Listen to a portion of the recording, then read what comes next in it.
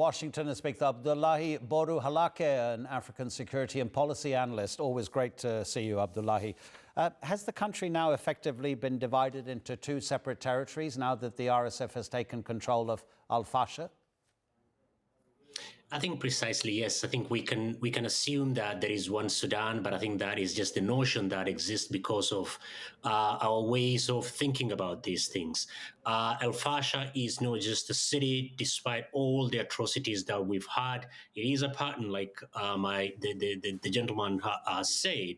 But I think having El Fasher means effectively now RSF control the western part of the country that borders three borders. That is the Central African Republic, Chad, and Libya. And the military now controls the eastern part. But RSF is not content. RSF is not also going to North Kordofan via Al Ubaid, so because that is the frontier between RSF-controlled areas and Khartoum. And once they take Khartoum, it doesn't require anyone to know what next. Abdullahi, I'm not sure I've spoken to anybody yet who's able to explain why both sides have been killing civilians the way they have.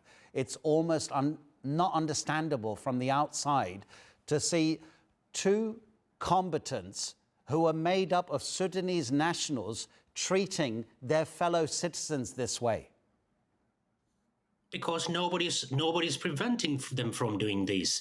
Because if you just switch back just 2 years ago in El Janina, RSF did the same thing.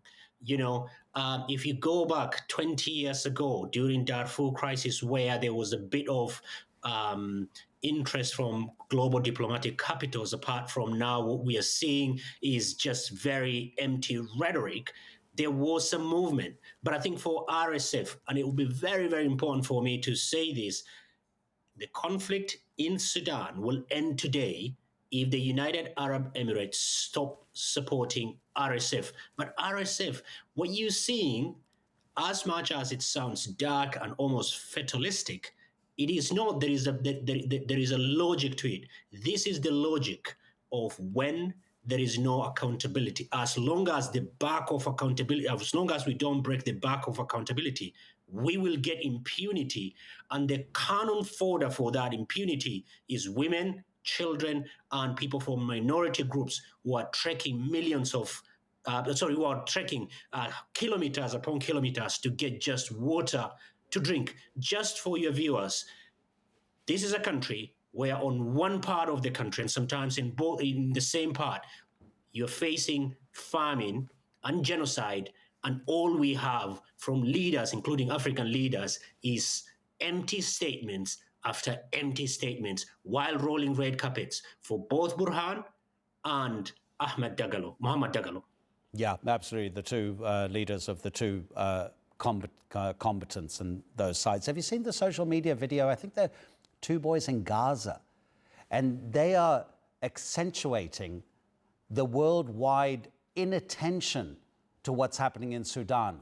And one says to the other, why aren't you doing something to prevent the killing of civilians? And the boy looks, it's a social media kind of meme. He says, no, they're black people. Why would anybody care? Maybe Abdullahi wants other countries, and are they not threatened in terms of their own security because of what's happening in Sudan? Maybe then the rest of the world will start to pay more attention and get more involved. There's some peace processes and discussions happening. They're not leading anywhere because essentially, as you're saying, the world is watching and saying, we don't really want to have anything to do with that. Precisely. You know, what really is remarkable is if you look at the history of Sudan over the last 30, 40 years, what you see is there were efforts. Yes, Western countries have got a role to play. UAE has got a role to play.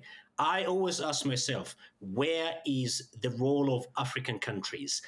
African countries that played critical role during the 20 years ago when Sudan had similar problems, because the problem that we are facing is the problem of 20 years ago that was not resolved properly.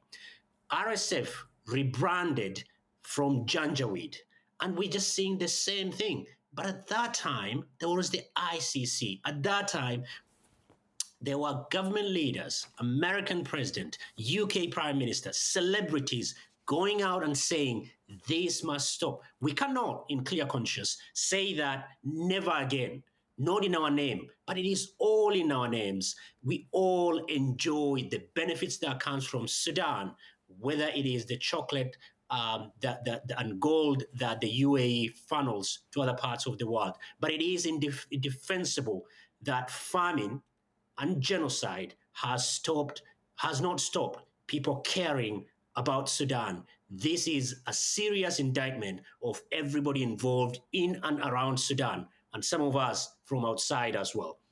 Abdullahi, Boru, Halakhe, thank you so much indeed, Abdullahi. Pleasure.